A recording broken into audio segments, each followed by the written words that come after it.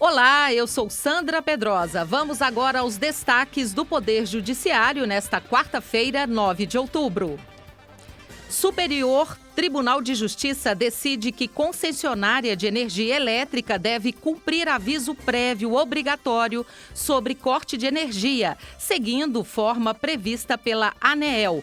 Destaque de Eduardo Kovaleski. Na origem do processo, um homem e uma mulher ingressaram com ação de indenização devido à interrupção programada de 12 horas no fornecimento de energia, que resultou na perda de 300 litros de leite armazenados. Após mais um mês de bloqueio, rede social X retoma funcionamento gradualmente no Brasil. Supremo Tribunal Federal começa a julgar ações que questionam uma resolução do Conselho Nacional de Justiça, que instituiu a política antimanicomial do Poder Judiciário. O destaque é de Carolina Cassola. Entre as medidas previstas pelo CNJ estão o fechamento dos manicômios judiciários e a transferência de internos para atendimento nos Centros de Atenção Psicossocial, os CAPs do SUS. E ainda a STF analisa a decisão que reconduziu Edinaldo Rodrigues ao comando da CBF. Agora são 6h16. Estamos ao vivo também no aplicativo da Rádio TJ Minas. Está no ar o Radar da Justiça. Rádio TJ Minas, Radar da Justiça. 6h17. Os ministros do STF retomaram hoje o julgamento da ação que discute se o Ministério Público tem legitimidade para firmar acordos com entidades desportivas, questão aberta a partir de um acordo que resultou na eleição do atual presidente da CBF, Edinaldo Rodrigues. O ministro Flávio Dino pediu vista. O colegiado decide se confirma liminar do ministro Gilmar Mendes, que suspendeu decisões que consideravam ilegítimas intervenções do MP no esporte e determinou o retorno de Rodrigues ao comando da CBF. A questão está em discussão na ação direta de inconstitucionalidade, que começou a ser julgada na semana passada. Hoje, o relator da ação, Gilmar Mendes, falou sobre a legitimidade do Ministério Público. Vamos ouvir. A legitimidade do Ministério Público deve ser reconhecida de forma ampla. Essa é a compreensão externada pela doutrina de forma geral e, em especial, pelo saudoso colega ministro Teori Zavascki. Tratando-se de direitos difusos ou coletivos, estrito sensu, a legitimidade do Ministério Público é de mais singela identificação, sendo, no entanto, imprescindível a demonstração de interesse social. Artigo 127, caput da Constituição. Justificador da atuação ministerial, o que geralmente se revela, nas hipóteses em análise, uma tarefa que não de muita alta complexidade, haja vista a impossibilidade de tutela integralmente individualizada do direito vindicado. Em fevereiro de 2022, a entidade celebrou um termo de ajustamento de conduta para encerrar uma ação civil pública, ajuizada pelo Ministério Público do Estado do Rio de Janeiro, e aprovou uma reforma estatutária. Em seguida, elegeu a chapa encabeçada por Edinaldo Rodrigues, com voto de 26 federações, cumprindo os termos do acordo. O TJ do Rio de Janeiro, no entanto, considerou ilegítima a intervenção do Ministério e extinguiu a ação, anulou o termo e afastou o presidente, nomeando um interventor. A situação motivou o partido PCdoB a apresentar uma ação pedindo que o STF interprete dispositivos da Lei Pelé e da Lei Geral do Esporte, de forma a assegurar a não intervenção do Judiciário em questões internas das entidades esportivas e para reconhecer a legitimidade do Ministério Público para propor ações civis públicas, além de firmar acordos nesse campo. 6h20 e o STF começa a julgar amanhã ações contra a política antimanicomial do Conselho Nacional de Justiça. A norma questionada estabelece o fim dos manicômios judiciais, como explica a repórter Carolina Cassola.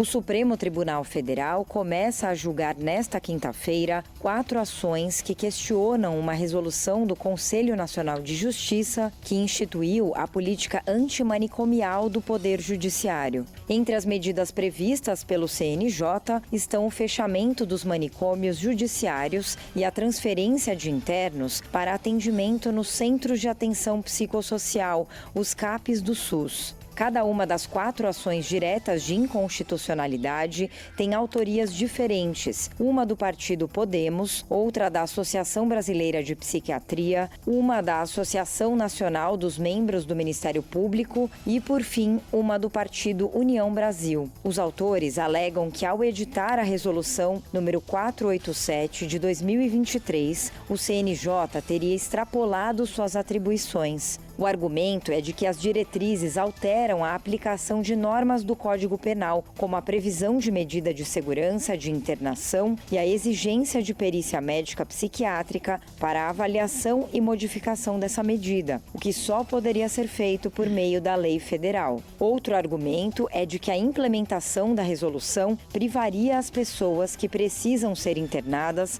em estabelecimentos médicos psiquiátricos do direito de restaurar sua saúde mental. Os autores das ações apresentam ainda nota de entidades médicas afirmando que a norma possibilitaria a soltura de pessoas sem condições de conviver em sociedade, o que representaria violação do direito à segurança pública, assim como da proteção da família, da criança e do adolescente. Da Agência Rádio Web, Carolina Cassola. A seguir no próximo bloco, brasileiros começam a utilizar o X novamente de forma gradual. E ainda, STJ define: aviso de corte de energia deve seguir forma prevista pela ANEEL. São 6h22. Nós voltamos já com o Radar da Justiça. Radar da Justiça. 6h23.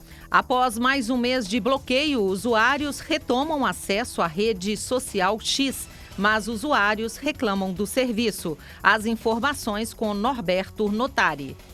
Após pagamento feito na conta indicada de forma correta, o X volta a operar de forma gradual no Brasil. O ministro Alexandre de Moraes, do Supremo Tribunal Federal, determinou nesta terça o desbloqueio da rede social após 39 dias de suspensão. Na decisão, o magistrado esclarece que todos os requisitos necessários para o retorno imediato das atividades foram cumpridos. No entanto, muitos internautas têm demonstrado frustração por não conseguir acessar ainda. A demora se deve às operadoras que estão implementando aos poucos a reativação da plataforma.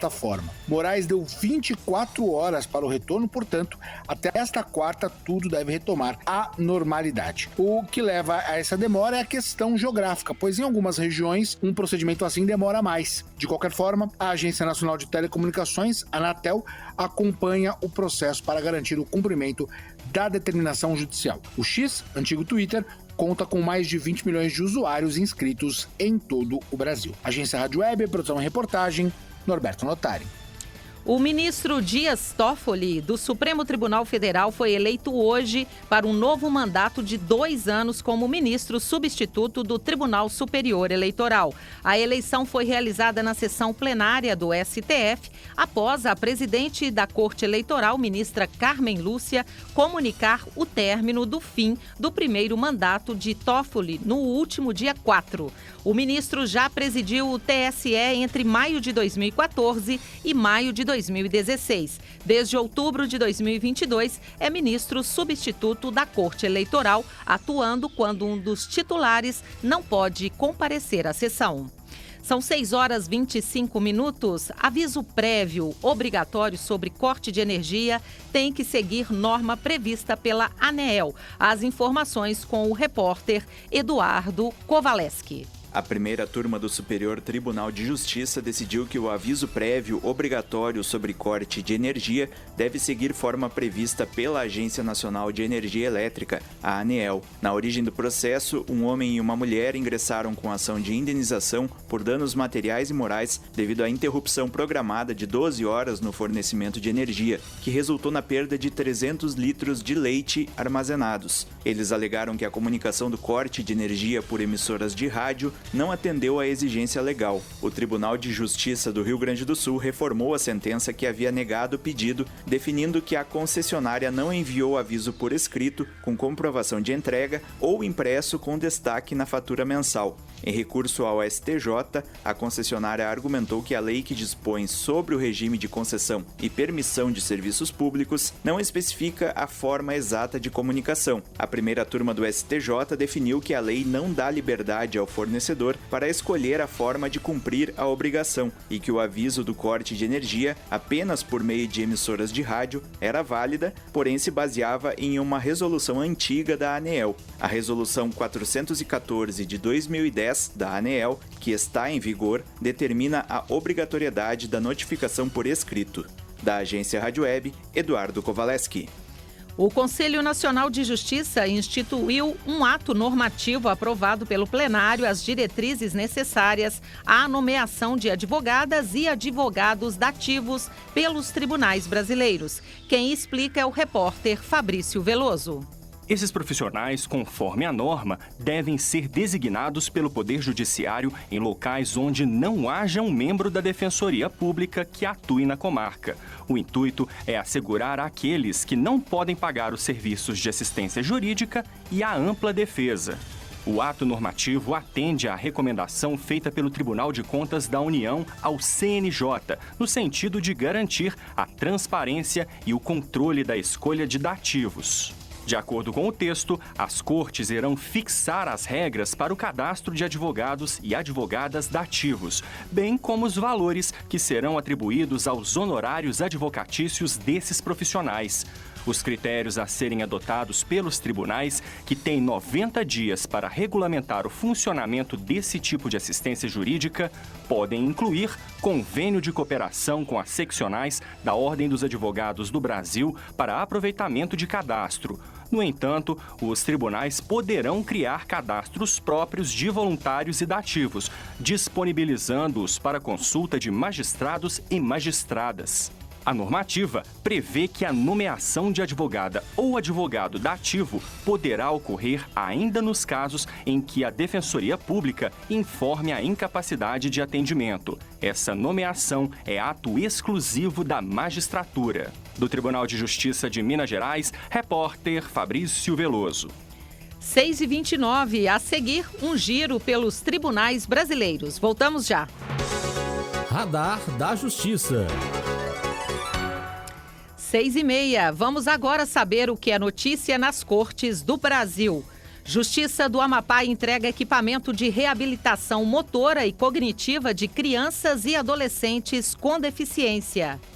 Mércia Lívia. O Tribunal de Justiça do Amapá entregou no Centro de Reabilitação do Estado, em Macapá, o equipamento Nirvana, uma inovação tecnológica para a reabilitação motora e cognitiva de crianças e adolescentes com deficiência física, auditiva e intelectual. A implementação dessa tecnologia permitirá a otimização dos resultados terapêuticos, beneficiando a população infanto-juvenil com transtorno do espectro autista, paralisia cerebral, transtorno de déficit de atenção com hiperatividade, entre outras condições. Estudante é sentenciado a 18 anos de prisão após condenação pelo Tribunal do Júri de Guaraí por homicídio qualificado. O destaque de Cristina Mara. O Conselho de Sentença de um Tribunal do Júri, na primeira vara criminal de Guaraí, no Tocantins, decidiu condenar um estudante de 23 anos pela morte de Jurailson da Silva Melo, ocorrida em junho de 2023. Segundo o processo, o homicídio está relacionado a disputas entre facções criminosas na cidade.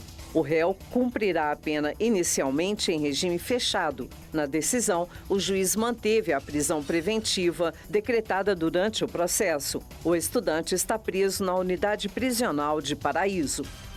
Tribunal de Justiça de São Paulo extingue quase 3 milhões de execuções fiscais desde janeiro. Lígia de Matos. O Tribunal de Justiça de São Paulo extinguiu mais de 2 milhões e 600 mil execuções fiscais entre janeiro e setembro deste ano.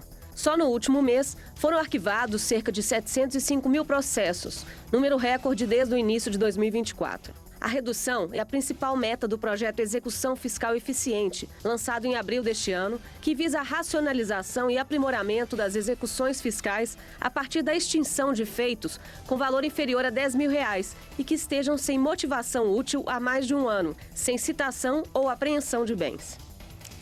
6h32. O Radar da Justiça fica por aqui. Você pode acompanhar também este programa no canal da TV TJ Minas no YouTube. Uma ótima noite para você. Até amanhã.